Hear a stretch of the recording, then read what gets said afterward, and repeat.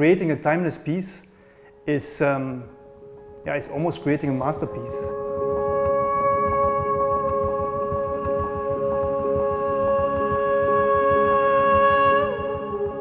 My name is Bertrand Lejoly.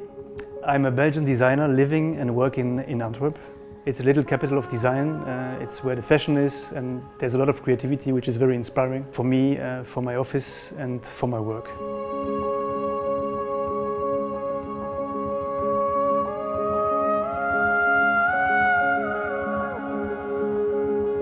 I grew up at the Belgian border, so I had the chance to grow up actually in German and French. And after I went to Italy and then came back to Belgium and Antwerp. And this contrast between the North European pragmatism and the Italian South European passion, it's something which is merged somehow in me together, and it's also something which expresses itself in the designs I do. If you achieve to create an object where you get these two contrasting parts together, then you achieve a perfect object.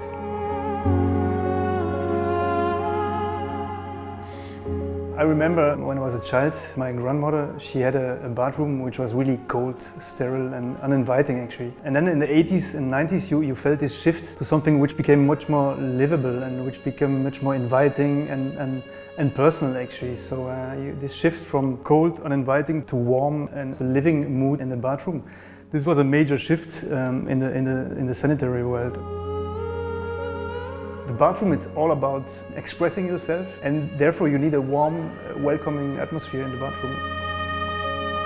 You have to calm down after a heavy work day, and in the opposite it's also refreshing starting the day. So you need to combine these two atmospheres in the bathroom, and this was something we wanted to achieve with Dineo.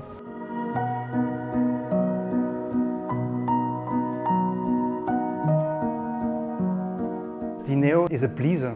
Actually, it's somebody who wants to stay. He's there, he wants to stay with you. It's like a lifelong partner. It's a partner who lives with you and who still gives you room as a person to express yourself and to be yourself. He's there, he's modest, he's like a platform where you can fulfill your own desires, your own personality and your own character. My favorite piece in the collection is the wash basin, because the wash basin is the central element in the bathroom. It was also the starting point of the creative design process, and the subtle, discreet rim around it is somehow the starting point of the whole collection. It's not necessarily a must to create a family link between the objects in one collection. I think these times are quite over. It's about creating the right design and the right expression for every object. And then somehow it comes together. Somehow there's a complete expression.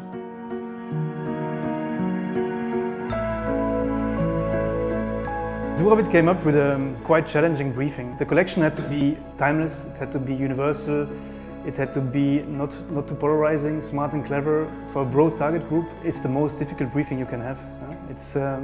It's the most challenging one, because creating a timeless piece is almost creating a masterpiece.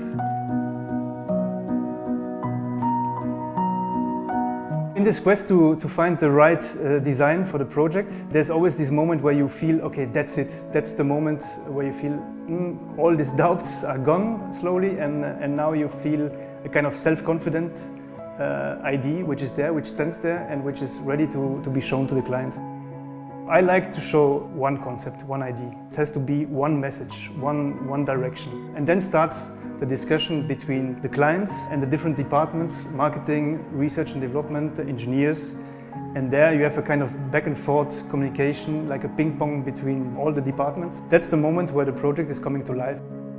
Without this discussion and without this exchange and without this good collaboration, you don't achieve anything as a designer. So you need them, they need you. So that's the perfect symbiosis. Yeah?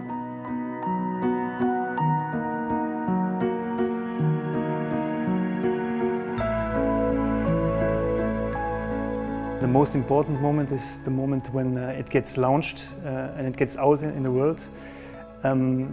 It's a very strong moment, because after putting so much energy, so much of your own, and so much of your personality at the end. It's the moment where you just let it go.